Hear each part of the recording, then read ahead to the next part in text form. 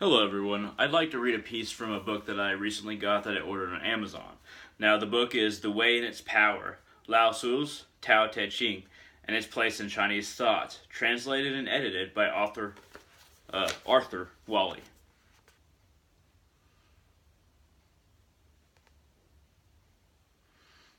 Get you a good image of that, in case you want to look it up. Now the passage that I want to read, or the section, which contains several paragraphs that I want to read, is basically about how things are at the beginning, how they are when they're straight from the source. And I'll explain afterwards, and the passage itself actually explains. But I'll go ahead and start. It's about a page and a half. Let's see. The Bull Mountain was once covered with lovely trees, but it is near the capital of a great state. People came with their axes and choppers. They cut the woods down, and the mountain has lost its beauty. Yet even so, the day air and the night air came to it. Rain and dew moistened it. Here and there fresh sprouts began to grow, but soon cattle and sheep came along and browsed on them. And in the end, the mountain became gaunt and bare, as it is now. And seeing it thus, gaunt and bare, people imagined that it was woodless from the start. Now just as the natural state of the mountain was quite different from what it now appears, so too in every man, little though they may be apparent, there assuredly were once feelings of decency and kindness. And if these good feelings are no longer there, it is that they have been tampered with, hewn down with axe and bill. As each day dawns, they are assailed anew. What chance then has our nature, any more than that mountain, of keeping its beauty? To us too, as to the mountain, comes the air of day, the air of night. Just at dawn, indeed, we have for a moment, and in a certain degree, a mood in which our promptings and aversions come nearer to being such as are proper to men. But something is sure to happen before the morning is over, by which these better feelings are either checked or perhaps utterly destroyed.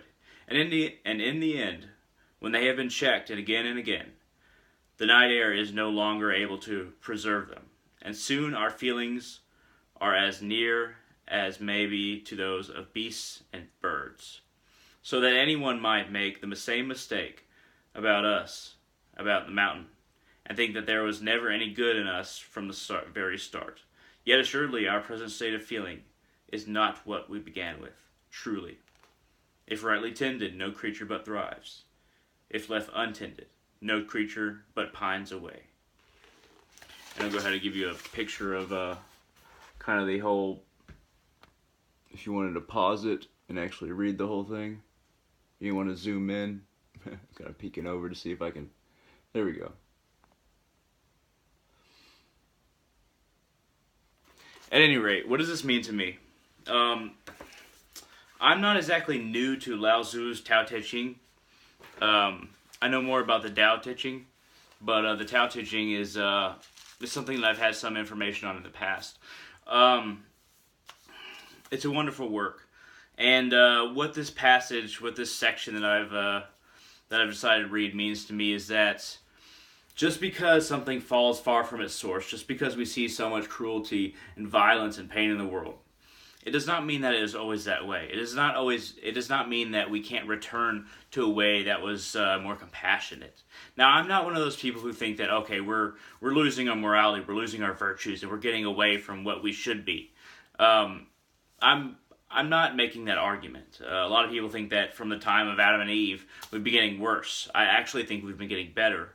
But there have been times in history, and many examples throughout history, of people who have displayed kindness and have exemplified kindness in a way that is a wonderful example for us to all look at as human beings, to use towards one another, to gain a certain level of compassion to where we don't see one of our brothers or sisters in humanity as separate or different from another of our brothers and sisters in humanity. Be they man, woman, or child, whatever religion, whatever race, whatever culture, it doesn't matter. If we can get to that point to where our source heart, our source nature, is embraced by most people, then war, violence, pain, a desire to ridicule will fall by the wayside. Will basically become extinct instead of our kindness becoming extinct. There is a potential in us all as human beings. That potential should be embraced. That potential should be recognized, and that potential should be basically accepted as the true source that we have to return to. And this source is embedded deep in our hearts, our heart of hearts, our gateway to everybody else is at the center of our heart.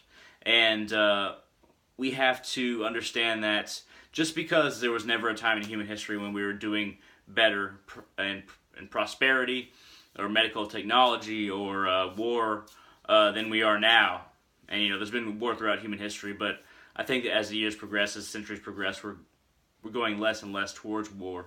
Very slowly, but still. We have to realize that the only way we can make progress, and the only reason we've made progress to this point, is because we're working towards our true nature. Our true nature as human beings, as sentient human beings who can be better than what we came from. And we're working our way back to the source of who we are, the source of humanity. And that source is compassion, love, kindness, unity.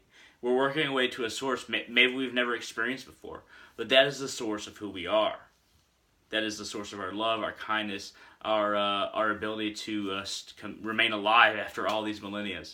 And I hope to, in my lifetime, see us work towards a universal kindness among every people and toward every people by any given people. And we'll see what happens. But I do have hope because I think that our potential is much grander and we're working towards it because we subconsciously know our potential is love. Thank you very much for watching, and I hope you all have a great day.